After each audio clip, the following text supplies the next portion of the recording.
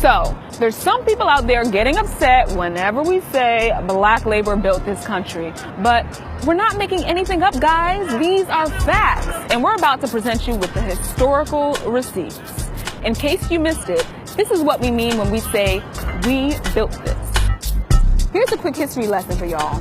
The first slaves were brought to the U.S. in 1619. Their job was simple, to make white settlers money. Slaves grew tobacco, rice, and indigo on the plantations of the southern coast. Now, fast forward to the late 18th century, cotton was king, and the U.S. was making stacks of cash on it, especially with all that free labor.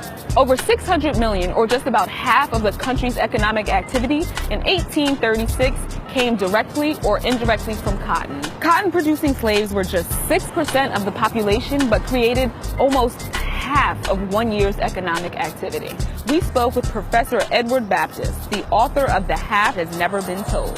That 6% figure is specifically the enslaved Africans and African Americans who were in the cotton-producing regions. We're looking at like South Carolina, Georgia, Mississippi, Alabama, Louisiana. Talk about being critical to a nation's economy. I guess you can imagine some sort of science fiction world where this didn't happen, but this is what did happen. Slave labor built the U.S. And their contributions weren't limited to the South. A little bit north in D.C., there's the White House. We built that. I wake up every morning in a house that was built by slaves. If you doubt our forever First Lady's words, the White House Historical Association spells it out pretty plainly. Planners turned to African Americans, both enslaved and free, to provide the bulk of the labor that built the White House, the United States Capitol, and other early government buildings. This country's financial center, we built that too.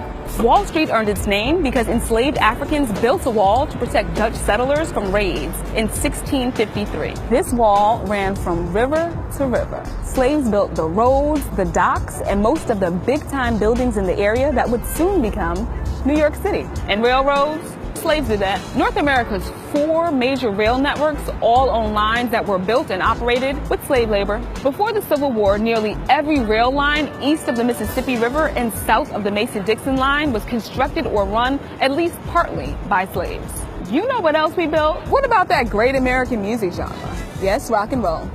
We built that too. And blues, and jazz, and hip hop, and pop.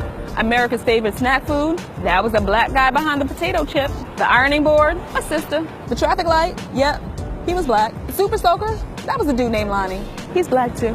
And the person who invented the technology responsible for the caller ID and call waiting, her name is Dr. Shirley Jackson. And yes, she's black.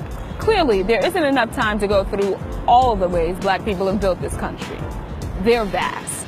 Don't get it twisted. Native American and many immigrant communities have made tremendous contributions to the infrastructure, identity, and imagination of the U.S. as well. So when we say we built this country, we actually mean it.